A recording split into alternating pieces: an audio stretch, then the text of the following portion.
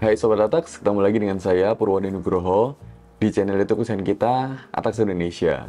Kali ini kita akan bahas tentang perubahan-perubahan atau poin-poin perubahan di PP 55 tahun 2022 kemarin yang diluncurkan oleh pemerintah Indonesia akhir tahun kemarin. Nah, apa aja sih perubahan-perubahannya? Kita akan simak sama-sama ya.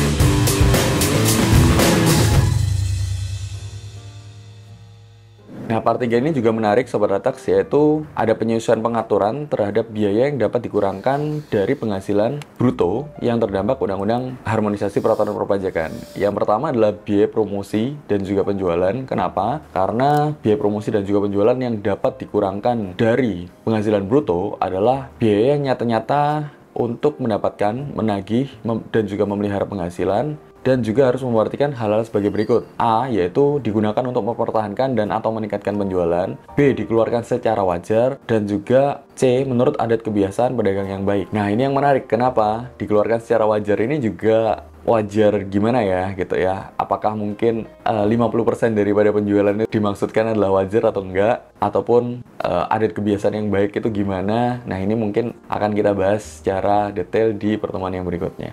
Lalu yang kedua adalah piutang yang nyata-nyata tidak dapat ditagih, alias beban piutang tak tertagih. Mungkin Sobat Atax juga bingung, gimana sih caranya kita mencatatkan beban piutang yang tidak tertagih di dalam laporan keuangan kita secara pajak. Karena memang ada piutang yang nyata-nyata tidak dapat ditagih, yang memang dapat dibebankan sebagai biaya, itu harus memenuhi persyaratan tertentu. Yang A adalah telah dibebankan sebagai biaya dalam laporan laba rugi komersial. Gampang, di laba rugi kita dicatat aja sebagai beban piutang tidak tertagih. Yang B, wajib pajak harus menyerahkan daftar piutang yang nyata-nyata tidak dapat ditagih kepada DJP, alias Direktorat Jenderal Pajak. Kita harus membuatkan yang namanya daftar piutang, nama, nominal, keterangan, ini debiturnya siapa aja. Nah, itu akan diserahkan ke DJP. Dan yang C adalah atas piutang yang nyata-nyata tidak dapat ditagih tersebut. 1. Telah diserahkan perkara penagihannya kepada pengadilan negeri atau instansi pemerintah yang menangani piutang negara. Kedua, terdapat perjanjian tertulis mengenai penghapusan piutang ataupun pembebasan utang antara kreditur dan juga debitur yang bersangkutan.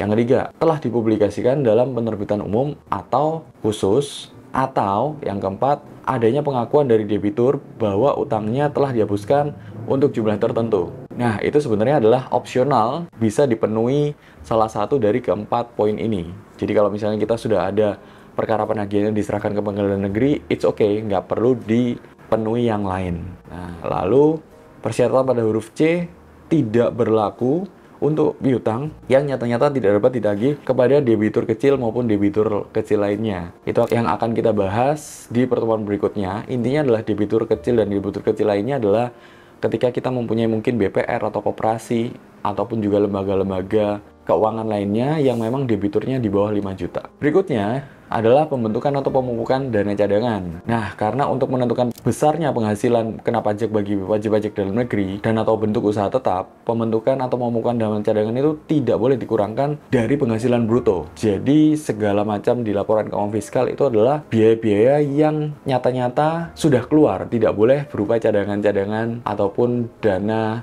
alokasi ataupun dana jaga-jaga, dana persiapan itu juga nggak boleh. Jadi memang nyata-nyata harus realizable value.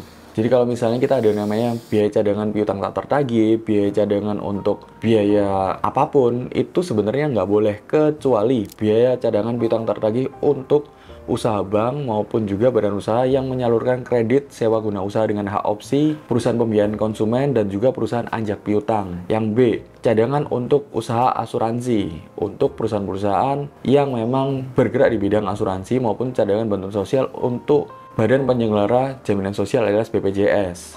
Yang ketiga, cadangan penjaminan untuk LPS atau lembaga penjamin simpanan. Yang keempat, cadangan biaya reklamasi untuk perusahaan-perusahaan pertambangan. Jadi perusahaan-perusahaan pertambangan boleh nih untuk mencadangkan yang namanya cadangan biaya reklamasi.